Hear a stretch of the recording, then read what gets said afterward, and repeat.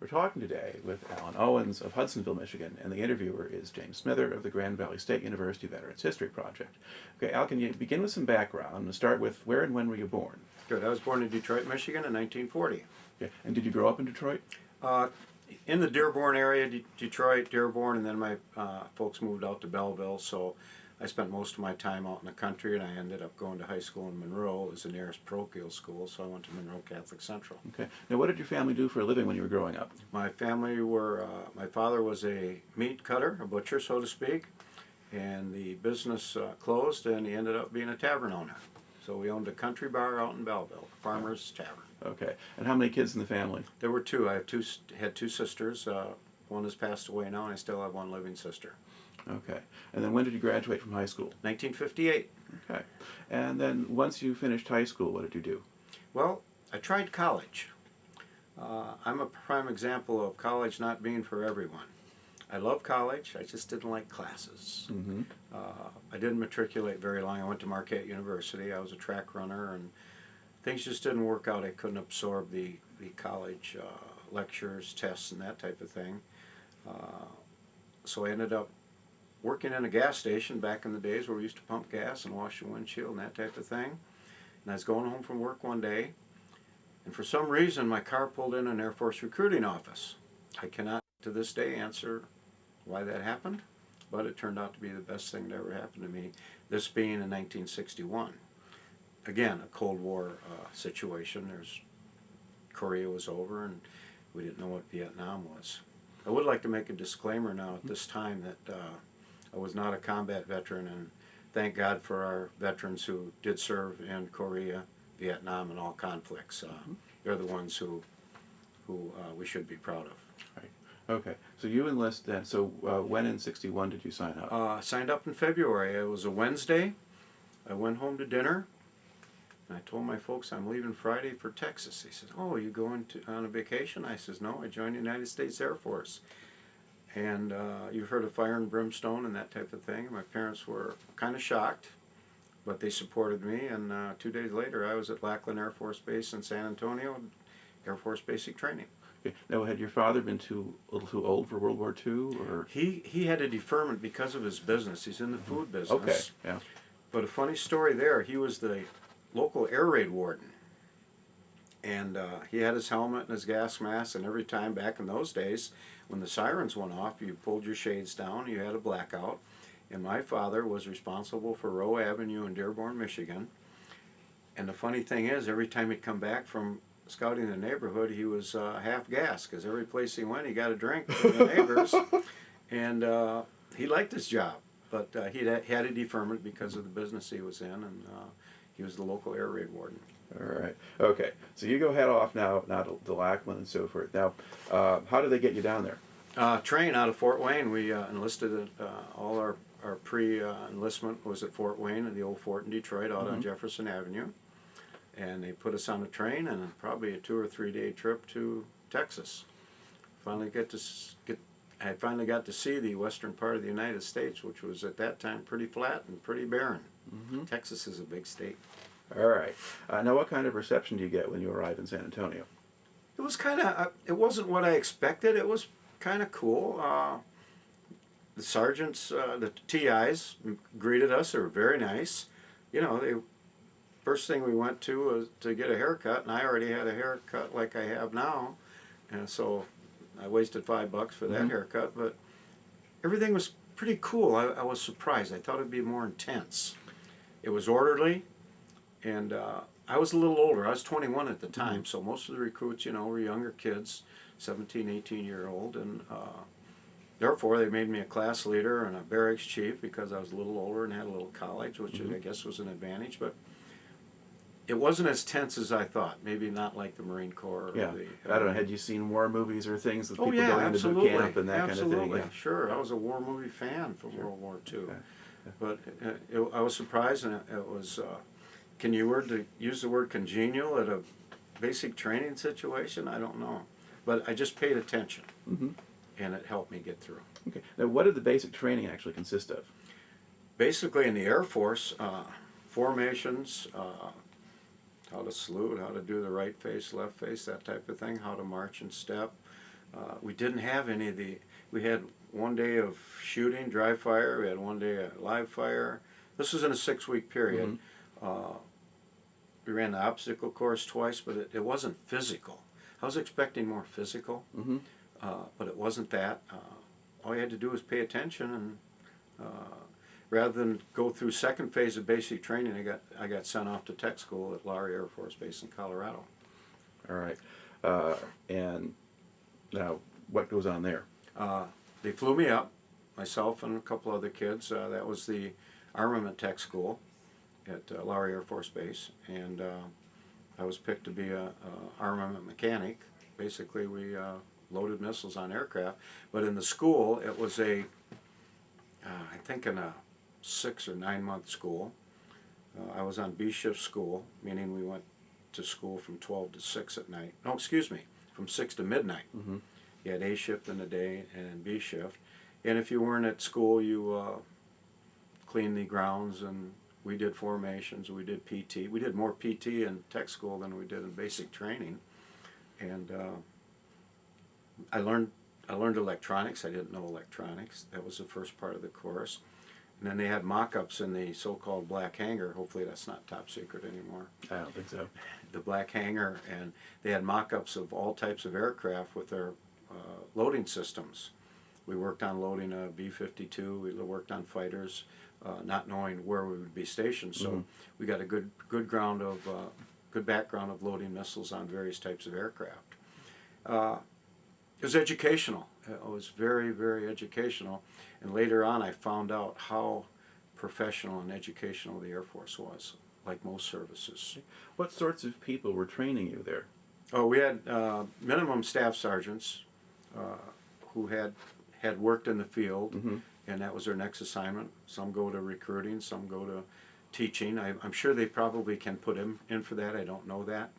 But very qualified people, very qualified, and they were good teachers. Okay. And now, were they largely NCOs? Or did you All have NCOs, officers? all NCOs. NCOs, Okay. yes, all NCOs. Because I guess, given what you're doing, the actual practical knowledge of this work, that's all done by enlisted personnel. I mean, officers may command units, but they're not in there. Yes, fixing things. Yeah. Our whole shop, once we got to Germany, it was all NCOs. We had back then we had a warrant officer who was the officer in charge, but he was just a paper shuffler, a decision maker. All the NCOs handled everything.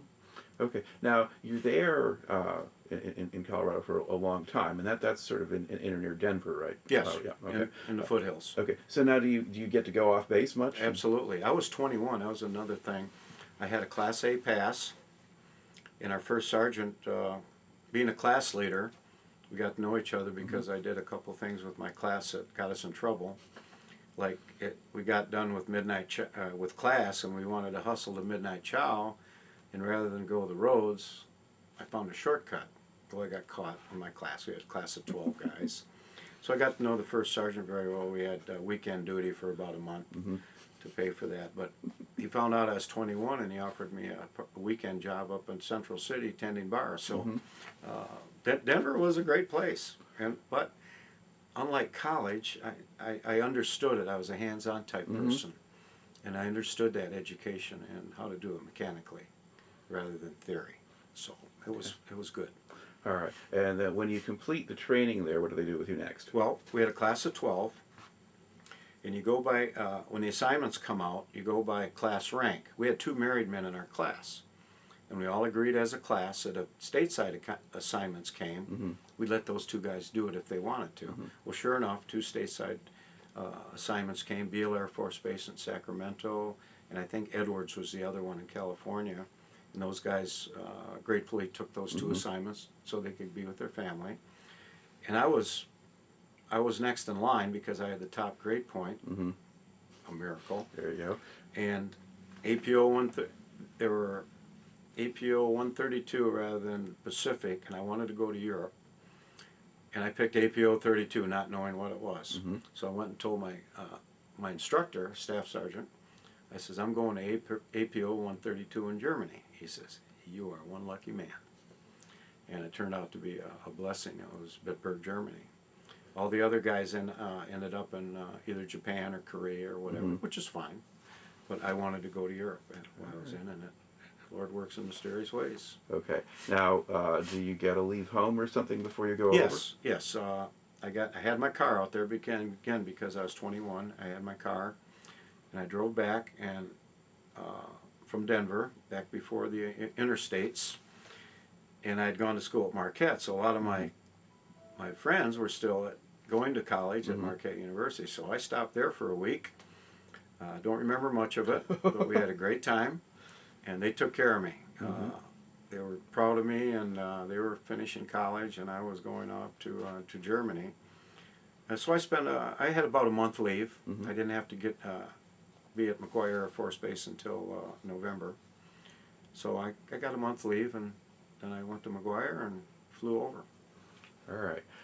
And now, what unit do you get assigned to? I got assigned to the 525th Fighter Interceptor Squadron, which was an F-102, the old Delta Dagger, Convair Delta Dagger. They had just transposed from F-100s. They weren't phasing F-100s out, but we were in Air Defense Command. So the F-102s were high altitude interceptors. And we were a tenant unit to the 36th Air Wing. Being a tenant unit, you didn't have to attend all their wing formations or this and that. So we were kind of like an island on the base. And it was kind of a nice situation for us. 525th goes back to World War II. They had P-38s and P-40s, and I've got the history of that at home, and it's quite a battle-decorated unit. Okay. About how many men were in the unit? Wow, squadron. We had a big squadron. We had 105s on our base. That was with the 36th TAC Fighter Wing, and we were the interceptors. And it was the largest firepower base at that time in Europe. But your specific unit? My specific unit, boy. How many planes? Aircraft. Yeah, we had approximately 50 aircraft. Okay. Yes. Yeah. And that's actually kind of, I think of squadron sizes out of World War II and so forth as being the 12, 16, that kind of thing. No, it was a lot bigger than that. Much larger. 50 might be high, but I think it's three different flights. And then how many sort of ground crew and support personnel per aircraft do you think there are? You had the crew chief, assistant crew chief, and then the shops took care of the outside. Like we had 5-man load crews, of which we had 10 load crews in our armament shop. Then you had the missile people backing us up, getting us the missiles and maintaining them. Then you had the comm troops who did the communications. Then you had the radar troops. Then you had the mechanics. And then you had so each aircraft, you could have up to 20 people handling it. Yeah. So they were well taken care of. Yeah. So it's a squadron, but it's a squadron that can have hundreds, maybe even 1,000 men total. Yeah, probably not 1,000, but it was a good number. All right. Okay. Now describe a little bit the facility itself at Bitburg. Okay. What makes it a good place to be? Being in Europe in peacetime, that made it really good. We didn't know what Vietnam was back in the early 60s. The base was a very large base, which is now a commercial airport, as the base was closed back in the 80s by President Reagan. Matter of fact, our base chapel is now a strip club. A couple of our guys, we have a reunion every couple of years of the guys I played ball with in Europe, and we're down to about 6 guys, but 6 of them went back there 4 years ago, and base looks the same, but it's commercial. It's a town, so to speak. But our base was very big. 36 TAC Fighter Wing had more aircraft than we did. We were kind of put out at the far end of the runway, and an ironic thing is we were the border patrol, so to speak. There were Schusterberg, Holland, Hahn, Spangdahlem, Ramstein, Sembach, us. So during the Cold War, we had the border, and they would send a helicopter across the border and time us, see how long we took to go to intercept them.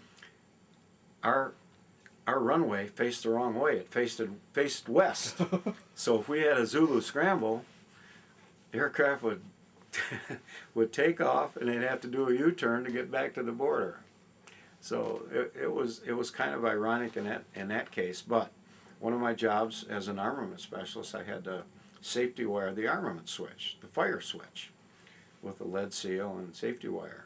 And virtually every time there was a scramble, those came back broke. So guys are ready to go. And it very professional. And the amazing thing about it, I mentioned professional military people. We were trained well. Can you imagine being a pilot, getting in an aircraft that is maintained by 19 and 20-year-old kids? That's how professional we were. I think back about it, and I said, wow, we really learned a lot. That's how professional the military is. And it was so impressive. And again, it's Monday morning quarterbacking. You don't think about it while you're doing it. You say, oh, I got to go load a plane at 2 o'clock in the morning in a snowstorm. And or you got to unload it so comm can come out or radar can come out and fix it. But we got it done. And the kids were so professional. It was amazing. What kind of backgrounds did the men you were working with have? Where were they from and why were they there? All over. It was amazing. There were a lot of kids like not a lot, but a few of us that were a little older, had a couple years of college. And that was an advantage going through basic training and tech school, because you had a couple years of college, you're a couple years older, they put you in charge. Whether you deserved it or not, I don't know. But in my case, it worked out good. It taught me to be a leader, even though it's just a class situation. But backgrounds, people from all over. You had kids with no education. You had Southern kids. You had black kids from inner city.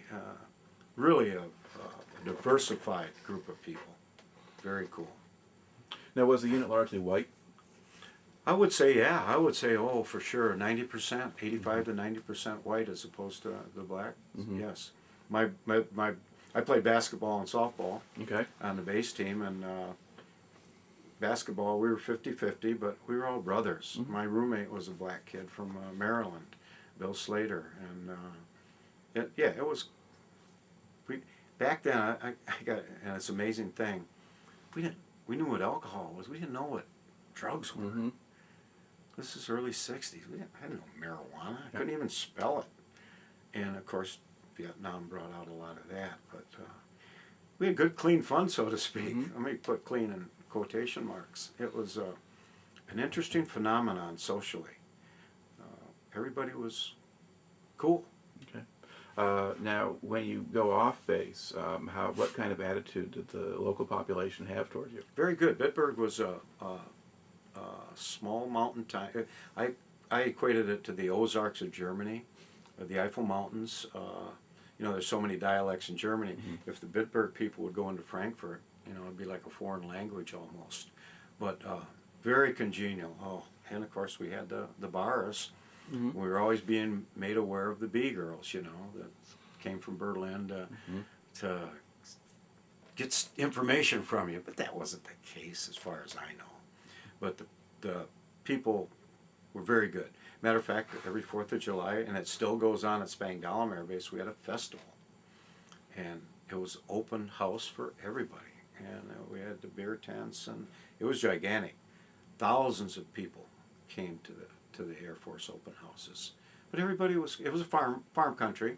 They did have 2 breweries in Bitburg, which was a big employer. Of course, no industry. But it was a farm situation, kind of semi-mountainy. We were 640, that's not a mountain, 645 feet above sea level. That's a hill, I guess.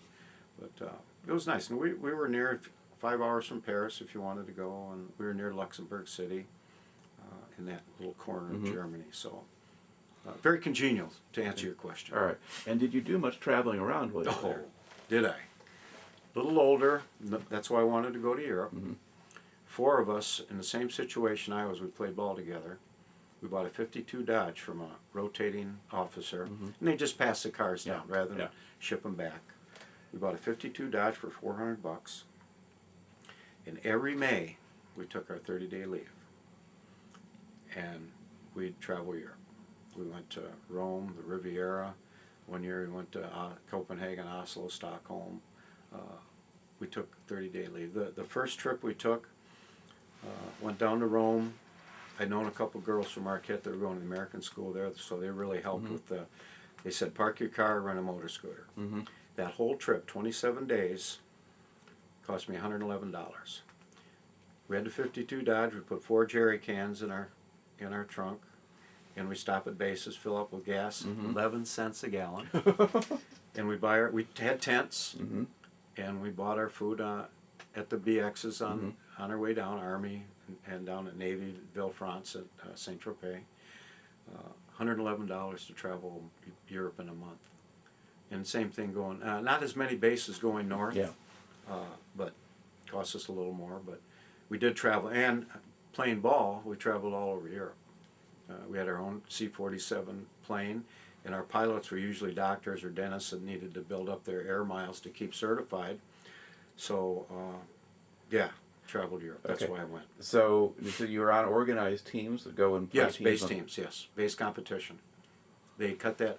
The intramural, we had intramurals, and they picked the top intramural players to play on the base team, and we were in the Germany Sports Conference. All the Air Force bases had varsity teams: football, basketball, softball, baseball.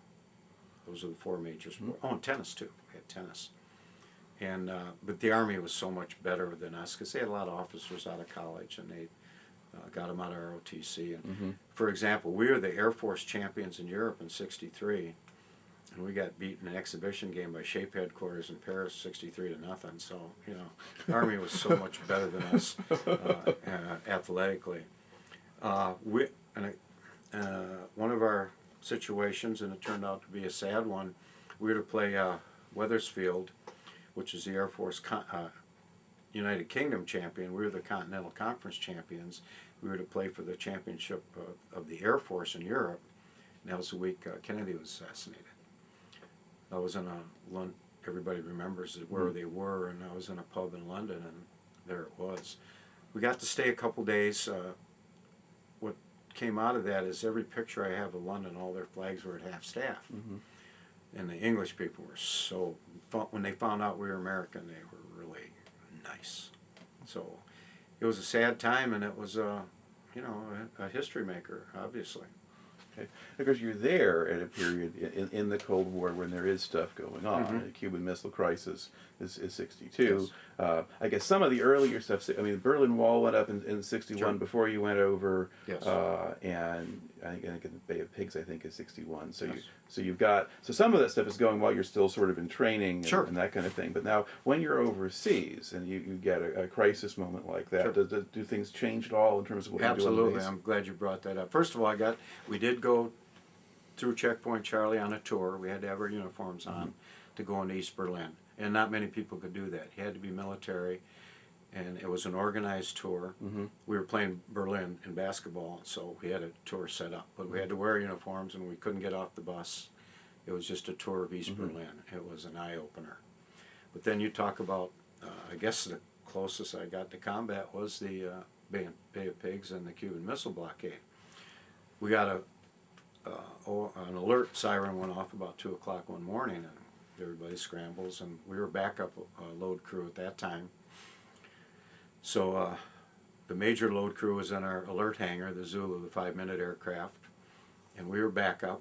We sat out at the end of the runway. Hopefully this isn't classified anymore, with 2 nuclear weapons hooked up, not knowing what was going on. I thought it was an ORI, just to a general inspection, to see how ready we were.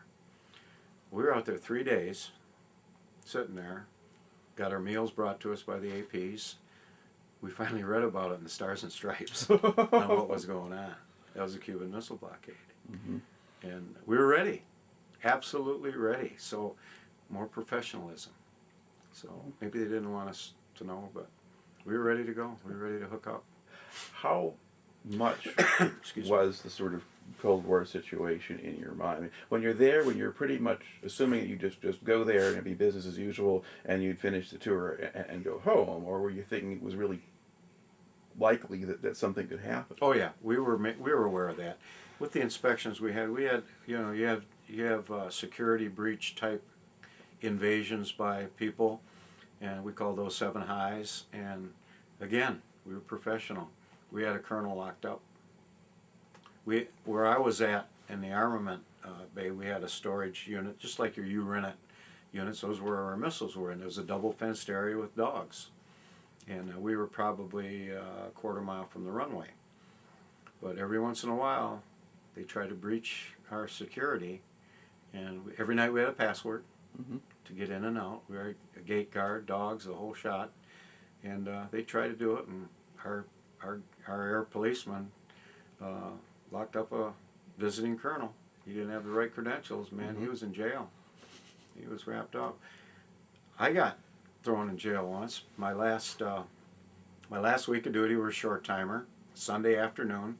So I take my camera out to the flight line. I want to take a picture of our aircraft and this and that. So I got a picture of me sitting up in the cockpit. All of a sudden, here come the oscillators. About 4 air police trucks pulled up, got me out, put me under arrest. On what was I doing? I says, well, I'm a short timer. I'm taking pictures. Didn't know if I should or shouldn't, but I just wanted to get pictures of our operation for a souvenir before I went home. They took me to jail. Fortunately, the officer in charge was my basketball coach. They did confiscate my film. I had a roll. That's when we had film. I had a roll of film from my trip to Copenhagen, and I lost that. But they did confiscate my film, and they let me go. But again, we were professional. So there you go. But no, we were to answer your question, we were aware of what was going on. We knew what we were doing. We didn't know what the Russians were going to do. And of course, we didn't know about Vietnam. We had never heard of Vietnam. But we were ready for anything, as obviously by some of the alerts we had and that type of thing. All right. Now you mentioned doing the tour of East Berlin. I mean, what did that look like? Oh, barren. That's the only word I can describe it. It was just depressing. We went through. I do have pictures taken out of the bus windows. It was just. You can pause that. There.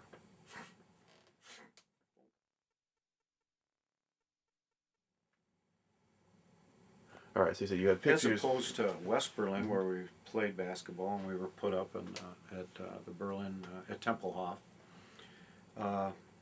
We got the tour, we were all excited. I mean, you got to go through the wall. And it's right after, and a young man named Peter was shot trying to escape, and it was right after that. And there were a lot of memorials for him.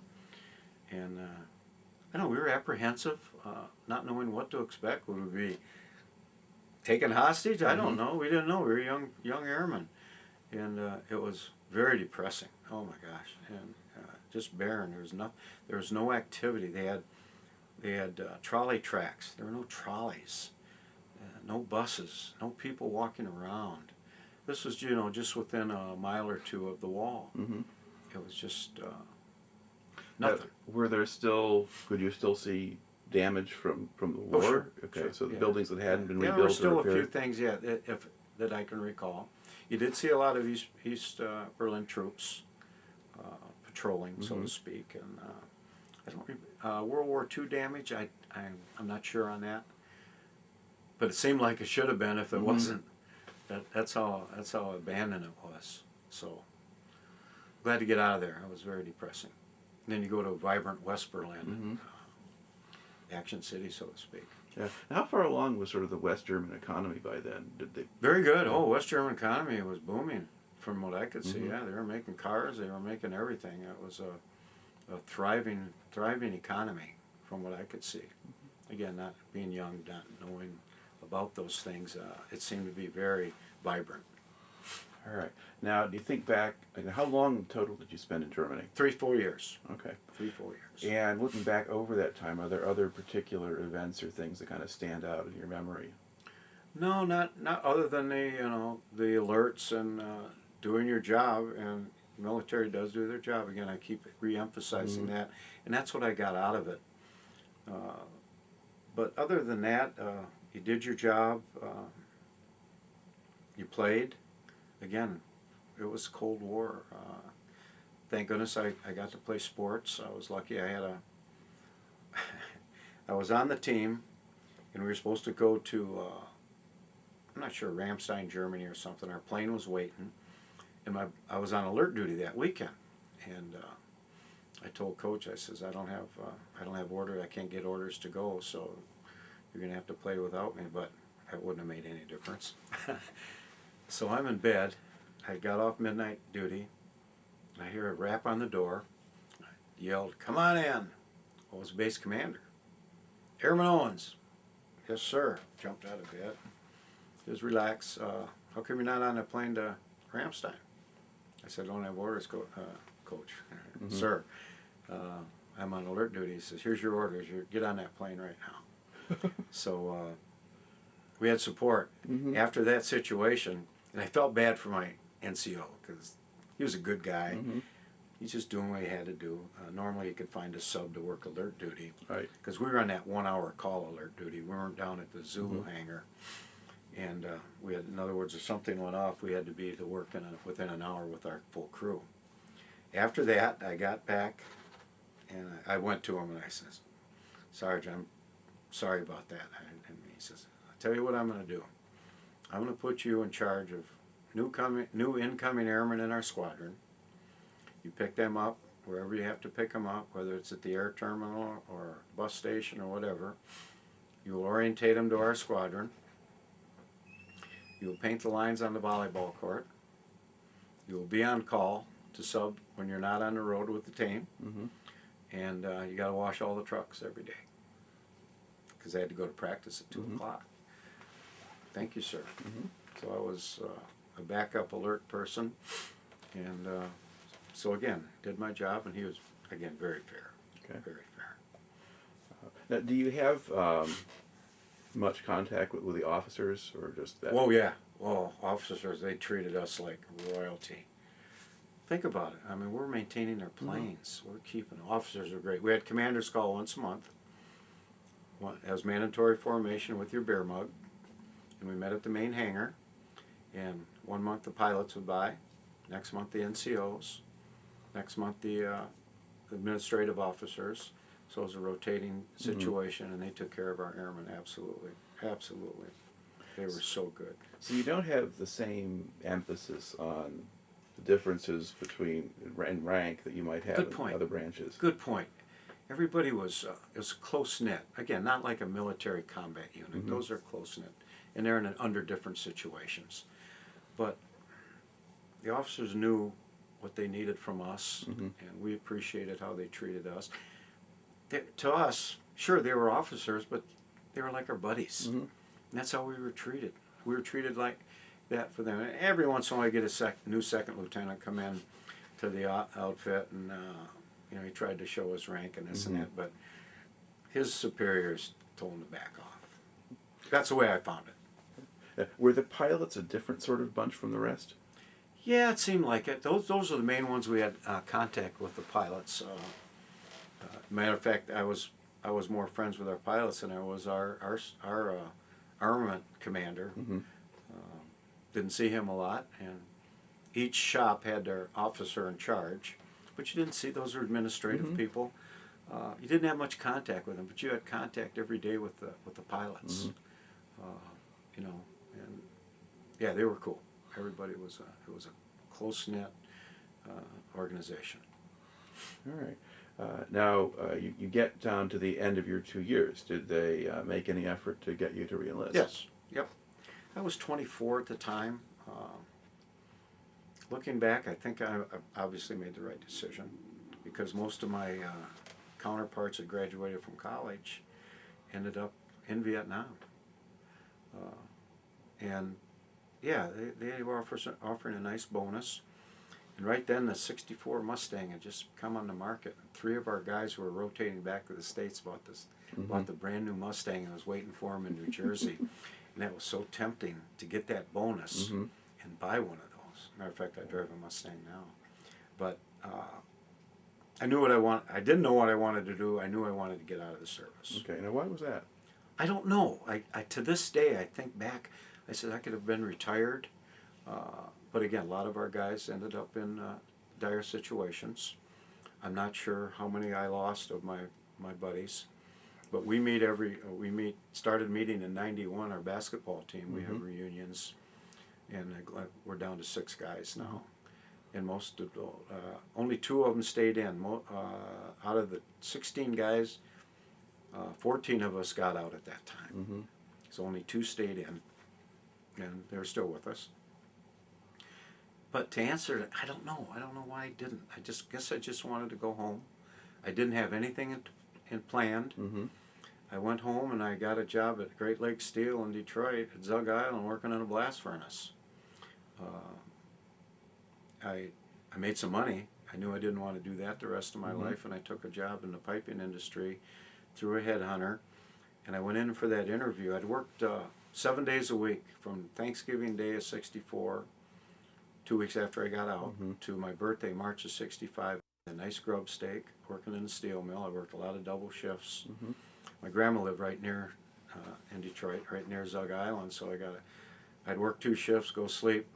I tried to go back to college at the time. I went to Detroit Business College, and I was doing pretty good, but then I got this other job, took a big pay cut, and I walked in and the guy says, "Are you a veteran?" I says, "Yeah." He says, "You're hired," because the draft was coming up, Vietnam was getting heavy.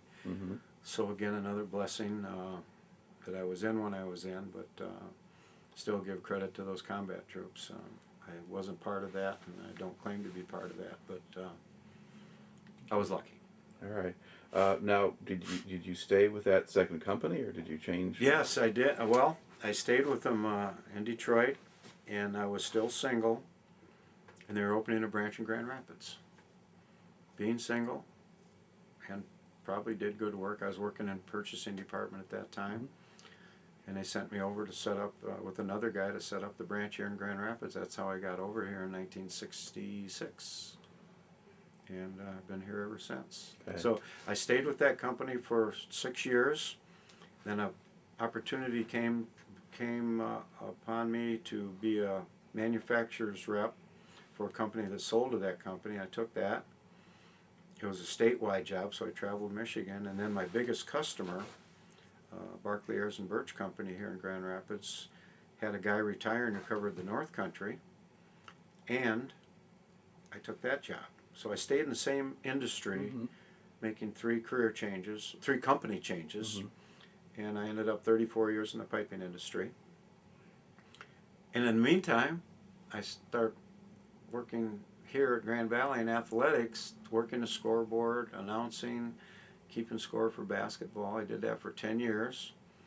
And then Mr. Selgo asked me if I wanted a part-time job after I retired, which I did in '99. So here I am, working and living the dream. So it worked out well. And ended up marrying my secretary. So 46 years ago. All right. To look back on the time that you spent in the service, what sort of effect do you think that had on you? Oh, great effect. I was in limbo. I'd flunked out of a college. I was trying to go to a junior college, working in a gas station, not knowing what I wanted to do. And why that car pulled in at an Air Force recruiter that day, to this day I can't answer. It was an absolutely life-changing event. Absolutely. To this day, it's changed my life. And when I got out, I really didn't have direction. And I was lucky of I'm a firm believer of being in the right place at the right time. You have to do your job, you have to work hard, which I did, but I was in the right place at the right time for everything that happened to me. Whether you call it, I'm not a believer in fate, but I'm a believer of being in the right place at the right time. So maybe that's the same, I don't know. All right. Well, I'd just like to close out here by thanking you for coming in and taking a little bit of time to share the story with me. Yes, I thank you for the opportunity, and God bless our troops that are in combat. All right.